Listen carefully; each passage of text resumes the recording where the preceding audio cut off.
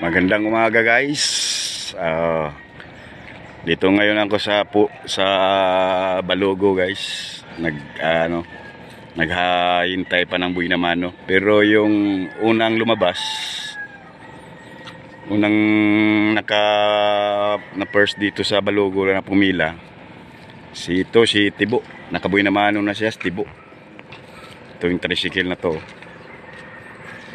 Yan, ito yung may-ari oh. Guys. Oh, yan, si Tibo. Siya ang nakabuhay na mano, 60 kagad. 3 pasahero. Si Minggoy at saka yung anak niya at saka yung isa. Babae. Yan guys, siyang first, pangalawa ko. At ako naghihintay pa ng pangbuhay na mano ko rin, pangalawa. Ako na naman ang first guys. Bago ako lumabas sa bahay guys, dito talaga ako diretso na magpipila at ng binamano sa Balogo. Yan ang Balogo guys oh. Yan ang pier. Yan ang bahay ni Boss Dadan. Yan. Ito yung harap crossing looban ng Balogo. Yan guys, ang tindahan ni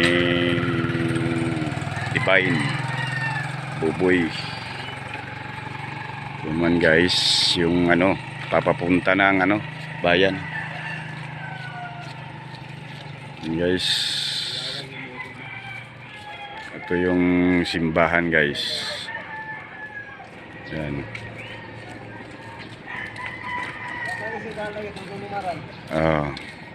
Wala pa siya kasi siguro pagod puyat siguro kagabi yun dahil malakas din ang ulan. Kaya minsan dito siya palagi siya ang mauna eh. Ngayon pinalitan na ni Tibo, siya nang number 1 dito palagi. Ito guys yung location ng Balogo. Yan yung gym guys. At habang wala pang pasahero guys at hinihintay-hintay muna, dito muna ako at nagbablog muna ako ngayon. Umaga kasi umaga pa, alas 6 guys, mag-alas 7 na, wala pang kasi walang pasok walang mga pasok pa muna yung mga estudyante, kaya medyo bagal yung pasahero.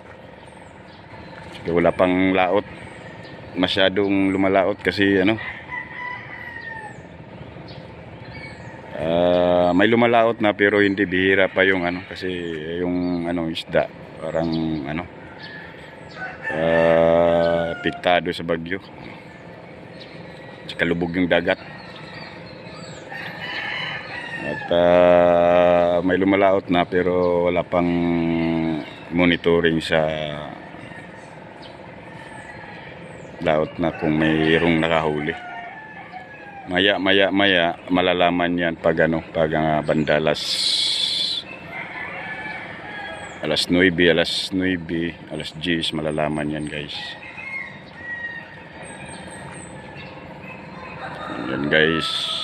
Yan guys yung tricycle ko guys oh. Kahanap ng pasahero.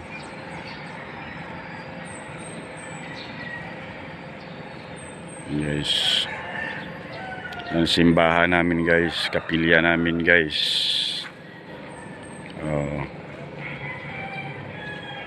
Yan. Location ng Balogo. Yes. Shoutout pala sa mga tricycle driver na mga kaibigan ko dyan, at saka yung mga chairman ng TODA. Lahat ng mga chairman ng TODA, shoutout pala dyan. Sa Shoutout pala dyan kaya chairman namin dyan sa Inubol, sa IMTO. Kang Alvin Daet. Shoutout din kang kang chairman ng Baluganon sa kulay green, M1.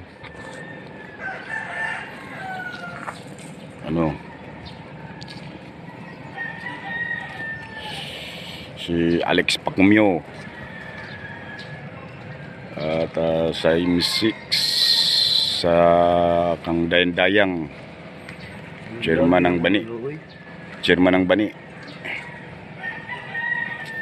Shout out M3 at Santa Rita, Kulay Dilaw. Shout out dyan kang Marlon Garam. Dito sa mga chairman ng Tapwak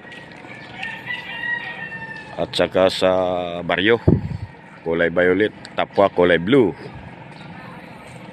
at ang Baryo kulay violet.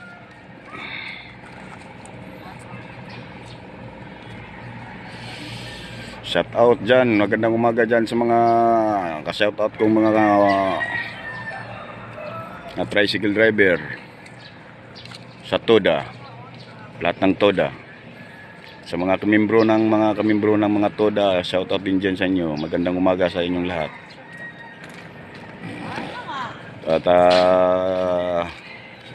pag may pasayro ako guys, ngayon dito sa Balugo, ihatid ko ng bayan. At pipila naman ako doon sa bayan.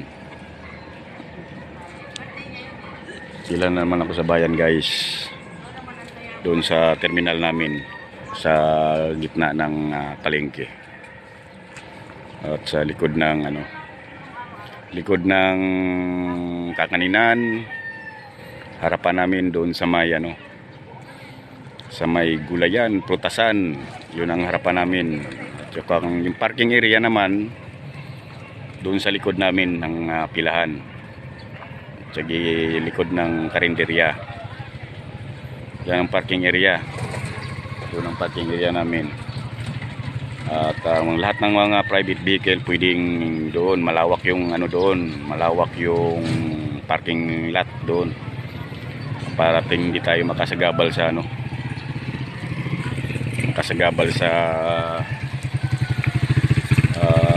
pamilihan ng market. Kung doon natin ipaparking sa sa malawak at maluwag na parking lot sa likod ng sa gitna.